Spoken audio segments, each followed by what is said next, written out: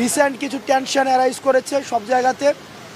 ভারতের সাথে বর্তমান যে বাংলাদেশের সম্পর্ক, গতকাল আমরা দেখেছি যে আগরতলায় যে হামলাটি হয়েছে আমাদের যেই বাংলাদেশ কনসুলেটের মধ্যে, এবং রিসেন্ট যেই সাম্প্রদায়িকতা ইস্যু যেটিকে বিশ্ব মিডিয়াতে দেখানো হচ্ছে যে বাংলাদেশে মাইনরিটিরা অনিরাপদে রয়েছে এবং দ্রব্যমূল্যের ঊর্ধ্বগতি, শিক্ষা, নতুন কমিশন, সংস্কার প্রস্তাবনা, এই বিষয়গুলো নিয়ে স্যারের সাথে আজকে আমাদের আলোচনা হয়েছে। আমরা যে ফিল্ডের যে বর্তমান অবস্থা, সেই অবস্থাটি স্যারকে জানানোর চেষ্টা করেছি।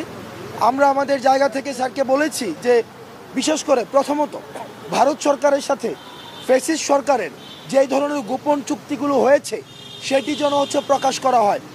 ফেলানি হত্যাসহ সীমান্ত যতগুলো হত্যা হয়েছে সেগুলোর জন্য বিচার নিশ্চিত করা হয়, এবং পানির যে ন্যায্য হিস্সা সেই হিস্সাটি যেন বাস্তবায়ন করা হয়, এবং আমাদের যেই বাণিজ্যিক যে সম্পর্কটি রয়েছে ভারতের সাথে সেই সম্পর্কটি যেন ন্যায্যতার ভিত্তিতে হয় এবং সেটির মধ্যে যেন ডিগনিটি থাকে।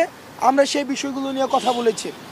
আপনারা জানেন যে সিন্ডিকেটের কারণে মানুষের যে দ্রব্যমূল্যের ঊর্ধ্বগতিতে মানুষের স্বাভাবিক জীবন যে ব্যাহত হচ্ছে, মানুষ ফিল করছে যে এই যে দ্রব্যমূল্যের লাগাম টানা উচিত। মানুষের সেই শঙ্কাটি আমরা ডক্টর মোহাম্মদ ইউনূস স্যারকে আমরা জানিয়েছি।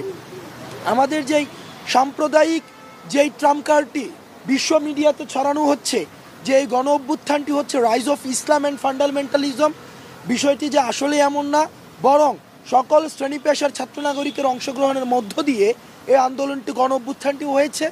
এবং আমাদের যেই হিন্দু ভাইদের সাথে বা যারা সংখ্যালঘু রয়েছে, যদিও এই শব্দটি ব্যবহার করতে আমরা আমাদের জায়গা থেকে আমরা সংকোচ বোধ করি, বাংলাদেশে প্রত্যেকেই সাম্য এবং মানবিক মর্যাদার মধ্য দিয়েই তাদের জীবন ধারণ করছে।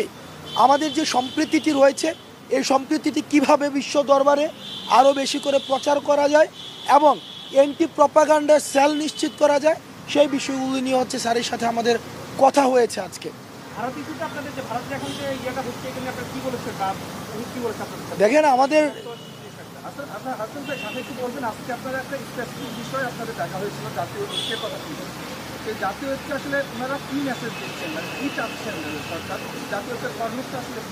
আচ্ছা, আজকে জাতীয়